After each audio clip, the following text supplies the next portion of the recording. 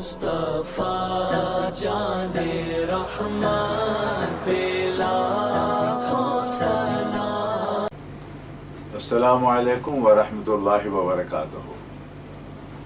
Professor doctor مجید اللہ قادری ادارت قاطع امام Ahmadiyya YouTube channel سے آپ کو خوش آمدید کہتا ہے۔ ناظرین کرام، سامعین حضرات، آپ ہمارا ایک پروگرام تسلسل کے ساتھ دیکھ بھی رہے ہیں اور سن بھی رہے ہیں، اور وہ ہے سلسلہ عالیہ قادریہ برکاتیہ رضویہ کے مشائخ، یعنی پیران جو اس سے پہلے گزرے ہیں، ان مشائخ کا ہم مختصر سا تذکرہ آپ کو سامنے پیش کرتے ہیں، اور اس کے اندر ہم کوشش کرتے ہیں کہ جن ایام میں ان بزرگ کا انتقال ہوا ہے اس کے آگے پیچھے ہم وہ پروگرام آپ کو پیش کرتے ہیں کبھی، اور یہ ہر مہینے 2-3 تو یقیناً ضرور ہوتا ہے۔ اس مہینے بھی ہم نے، یہ ہمارا تیسرا پروگرام ہے، جو ایک ہمارے شیخ ہیں، ہمارے سلسلہ شریف کے 12ویں شیخ طریقت ہیں، شیخ جعفر ابو بکر شبلی رضی اللہ تعالیٰ۔ اچھا، ایک چیز میں اپنے ان ناظرین کو، سامعین کو وضاحت سے بتانا چاہوں گا کہ جب ہم کہتے ہیں سلسلہ عالیہ قادریہ اور برکاتیہ، تو پھر نیچے کا تو مشائخ سمجھ میں آتے ہیں کہ سلسلہ قادریہ کے بزرگ ہیں، اوپر ہم کیسے سمجھتے ہیں کہ یہ قادری سلسلے کے بزرگ ہیں؟ یہ بات اگر آپ کو سمجھ میں آتی ہے تو بہت صحیح آتی ہے۔ ہوتا یہ ہے کہ اوائل کے اندر بھی جتنے بھی شیوخ تھے جنہوں نے سلسلہ بیعت کیا تھا، ان کا اس سلسلہ ان کا جاری رہتا تھا، اسی نام سے ہوتا تھا، کہ سلسلہ جنیدیہ ہے، کہ سلسلہ حسن بصریہ ہے، کہ مختلف سلاسل تھے۔ لیکن 5ویں 6ٹھی صدی کے اندر ہمارے یہ 4 شیوخ نے اتنی شہرت پائی کہ جس سلسلے کے اندر ان کا نام آتا ہے اس سلسلے کا نام انہی کے نام سے ہو گیا۔ مثلا شیخ عبدالقادر جیلانی رضی اللہ عنہ جس سلسلے میں بیعت تھے، وہ سلسلہ جو ان کا ہے وہ قادریہ معروف ہو گیا۔ اسی طرح سیدنا غریب نواز رضی اللہ تعالیٰ عنہ سلسلہ چشت کے وہ بانی قرار پا گئے، حضرت سہروردی صاحب رحمۃ اللہ علیہ سہروردی کے قرار پا گئے، اسی طرح نقشبند کے حضرت بہاؤالدین نقشبند رحمۃ اللہ علیہ۔ تو یہ صرف اس لحاظ سے ہے کہ ان کی نسبت سے وہ چیز معروف ہو گئی، ورنہ وہ سلسلہ جو بیعت ہے وہ تو وہی قائم رہا جو سلسلہ ہے۔ مثال طور پر حضرت شبلی رضی اللہ تعالیٰ عنہ حضرت جنید بغدادی کے مرید اور خلیفہ ہیں، اور جنید بغدادی ہمارے اسی سلسلے کی 11ویں شیخ ہیں اور یہ 12ویں شیخ ہیں، اور غوث اعظم اس کے بعد بہت 17ویں شیخ آئیں گے، یعنی اس کے بعد 5 کے بعد ان کا نمبر آئے گا۔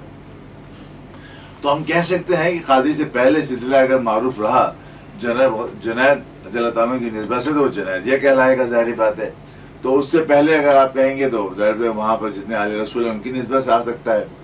تو یہ ذہن میں چیز آپ کی آ سکتی ہے، لیکن اس سے کوئی فرق نہیں پڑتا۔ ہم بھی دیکھتے ہیں کہ جو سلسلہ بیعت شروع ہوا ہے اس شیخ کا وہ کہاں تھے، کیونکہ ہر شیخ کا سلسلہ بیعت پہنچنا چاہیے نبی کریم صلی اللہ علیہ وسلم تک، یعنی مولا علی تک پہنچے گا تو وہاں پہنچ جائے گا۔ اس لیے یہ تمام سلاسل جو ہیں اوپر جا کے تمام کے تمام مولا علی رضی اللہ تعالیٰ سے ملتے ہیں، کیونکہ وہ ہمارے تمام شیوخ کے سردار کہہ لیں، تمام ولایت کے سردار کہہ لیں آپ، وہ ہیں۔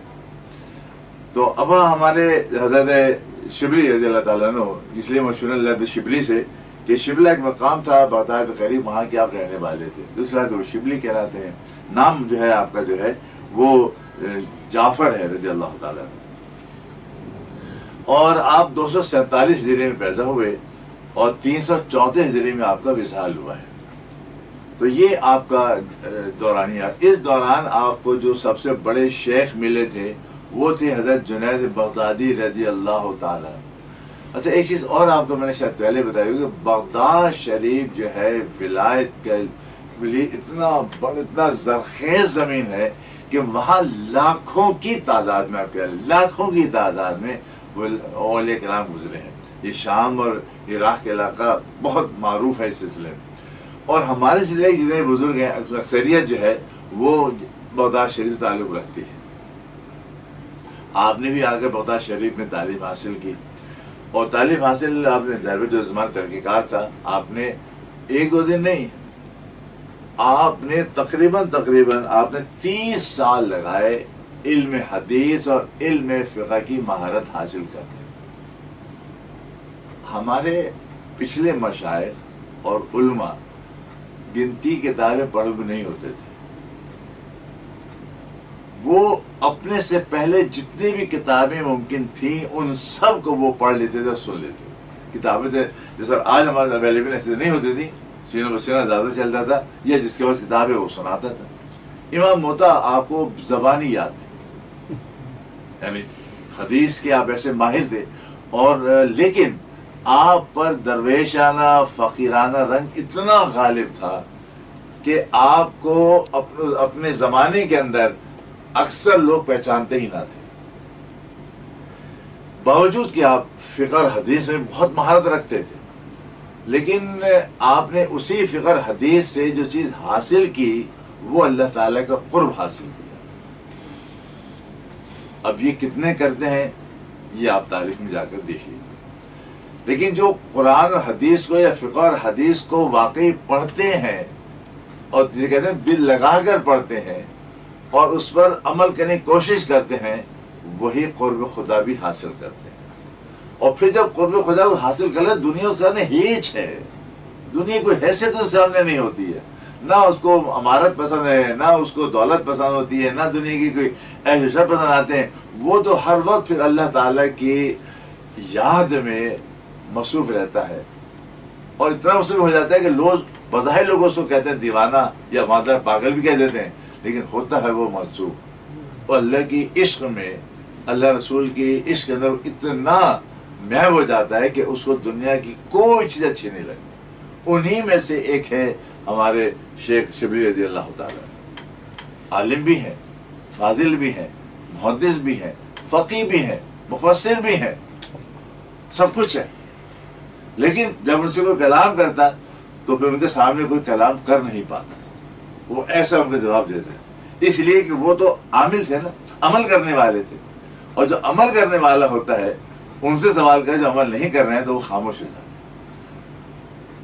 آپ کی دیوانگی کا عالم یہ تھا کہ بعض لوگ ان کو واقعی دیوانہ سمجھ کر ان پر بعض پتھر مارتے تھے. یہ ان کے حال تھا. اب اندازہ کیجیے، آپ جو پہچانتے تھے نا وہ پہچانتے تھے.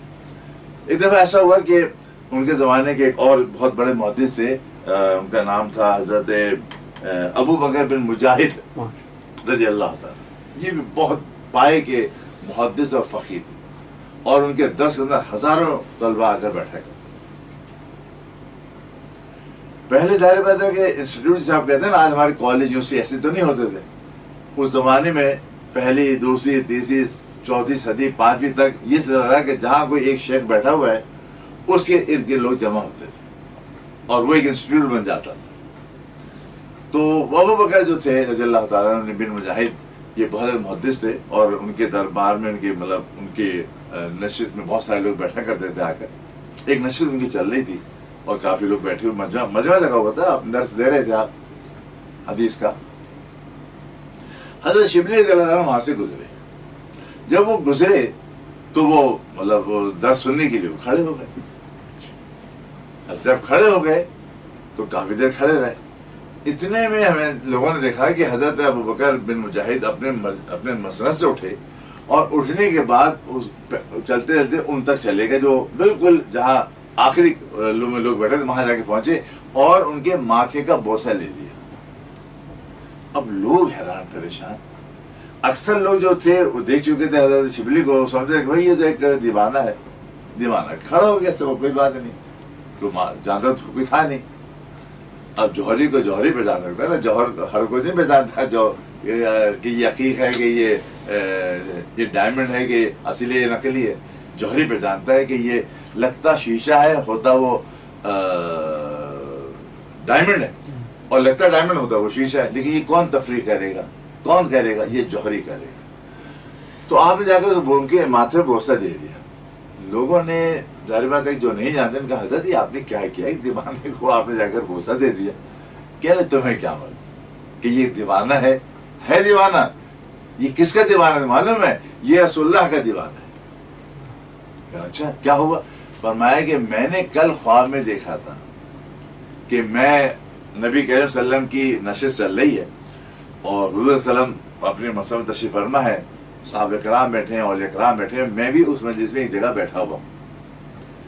اتنے میں نے دیکھا کہ یہ شبلی جن کو آپ سمجھ رہے ہیں کہ دیوانہ ہے، یہ حضرت شیخ جعفر جو ہیں وہ تشریف لا رہے ہیں، اور وہ بھی جب یہ آ کے قریب کھڑے ہو گئے، نبی کریم صلی اللہ علیہ وسلم نے اٹھے اور اٹھنے کے بعد اس کے ماتھے پر بوسہ دیا۔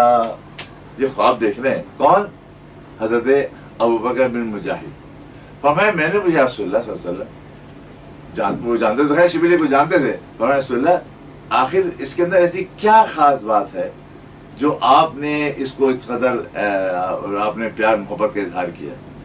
فرمایا کہ یہ میرا ایسا عاشق ہے کہ جب بھی یہ آیت پڑھتا ہے، سورہ توبہ کی آخری آیت ہے نا، وہ جو ہے لَقَدْ جَاءَكُمْ رَسُولٌ مِّنْ أَنفُسِكُمْ عَزِيزٌ عَلَيْهِ مَا عَنِتُّمْ حَرِيصٌ عَلَيْكُمْ بِالْمُؤْمِنِينَ رَءُوفٌ رَحِيمٌ، رک جاتا ہے اور 3 دفعہ یہ کہتا ہے صلی اللہ علیہ یا رسول اللہ، صلی اللہ علیہ یا رسول اللہ، صلی اللہ علیہ یا رسول اللہ۔ یہ اس کی عادت ہے، اور دنوں میں جتنے ہوئے پڑھتا ہے اس وقت یہ کرتا ہے، باقی آیت بعد میں پڑھتا ہے۔ تو مجھے اس کی عادت پسند آئی ہے، اس لیے میں نے اس کو بوسہ دیا۔ اب لوگوں نے جانا کہ واقعی ہے کہ یہ ایسے مقام کے آدمی ہیں، تو ہر ایک کو آپ جب اس میں شکل دیکھیں تو اس کو نہ سمجھیں کہ یہ مادرہ بالکل ہی پاگل ہے، تو خیال کر لیجیے ایسا نہ ہو اللہ رسول کی محبت میں وہ وارفتہ۔ ایسے ہی ایک اچھا، لیکن خود ان کو حضرت شبلی کو اپنی شہرت سے اور اپنی تعریف سے انتہائی نفرت تھی، اور اگر وہ تعریف کرتا تو اس کو برا بھلا کہتے تھے منہ کے اوپر۔ حالانکہ یہ چیز ہمیں اتنی پسند ہے کہ اگر ہمیں صبح سے لے کے شام تک تعریف ہو تو ہم سنتے رہیں گے، ہم مایوس نہیں ہوں گے۔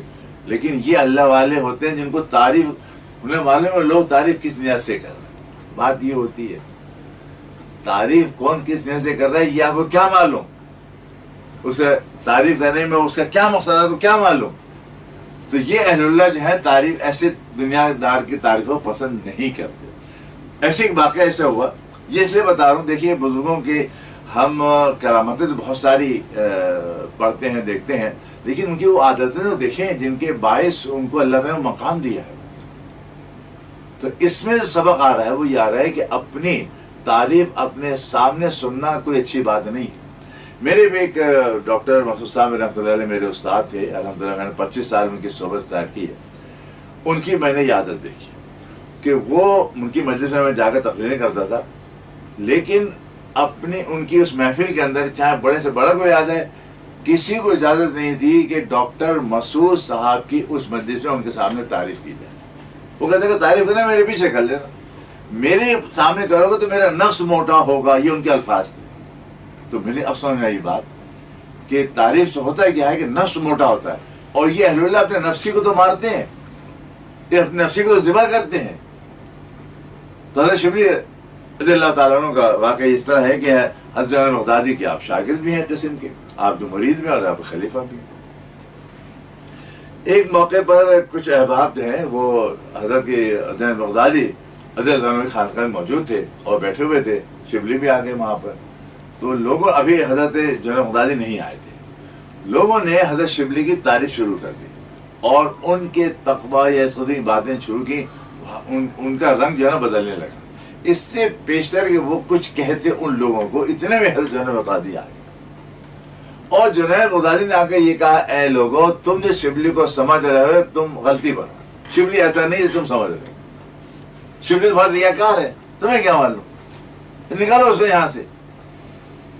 اب لوگ ہکا بکا یہ ہو کیا رہا ہے، اور ان کو نکال دیا، وہ چلے گئے وہاں سے، وہ بھی چلے گئے وہاں سے حضرت شبلی۔ پھر حضرت جنید بغدادی نے فرمایا ان لوگوں سے کہ دیکھو شبلی کی تعریف جو تم سامنے کر رہے ہو سمجھ لو تم اس وقت تلوار چلا رہے ہو، اگر میں نہیں آتا نہ جانے تو میں تم پر یہ کیا کچھ کرتا، اس لیے میں اس کو یہاں سے نکال دیا۔ یہ وہ لوگ ہیں کہ جو اپنی تعریف کو پسند نہیں کرتے۔ دوستوں بے شک ٹھیک ہے تحریر سے نعمت تو آدمی سن سکتا ہے اپنی تعریف، لیکن یاد رکھیے گا یہ جملہ میرے استاد کا بھی اور یہاں اس واقعے کا بھی کہ اہل اللہ جو ہے وہ اپنی موجودگی میں اپنی تعریف سننا نہیں چاہیے. یہی اہل اللہ کی پہچان ہے, سمجھ لیجئے.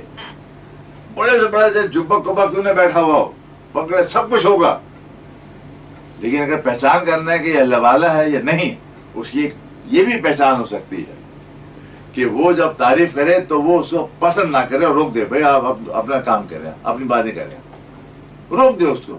اگر وہ روک دیتا ہے پھر تو آپ سمجھ لیجئے کہ وہ آپ کے سامنے ایک کامل شخص بیٹھا ہوا ہے.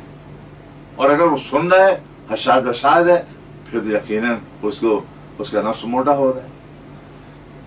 تو حضرت شبلی رضی اللہ تعالیٰ عنہ کا بھی ایک بڑا مقام ہے طریقت کے اندر, اور انہوں نے جو اپنا کردار دنیا کے سامنے پیش کیا, اسی لیے اعلیٰ حضرت نے ان کے لیے جو شعر, ان کا مصرع منتخب کیا. آپ کیا پتہ ہے کیا فرماتے ہیں کہ بحری شبلی شیر حق کتوں سے بچا. بحری شبلی شیر حق دنیا کی کتوں سے بچا. یہ ہے بات کہ یہ جو سامنے تعریف نہیں بھونک کے رہے ہیں, سمجھ لیجیے آپ کی تعریف اپنے مقصد کے لیے کر رہے ہیں. آپ کے سامنے تعریف تو وہ ہوتی ہے جو سامنے کی جائے, پیٹھ پیچھے کی جائے. اور پیٹھ پیچھے غیبت اگر کر رہا ہے, برائی کر رہا ہے, وہ غیبت ہو جاتی ہے. غیبت کا اپوزٹ ہے نا یہ.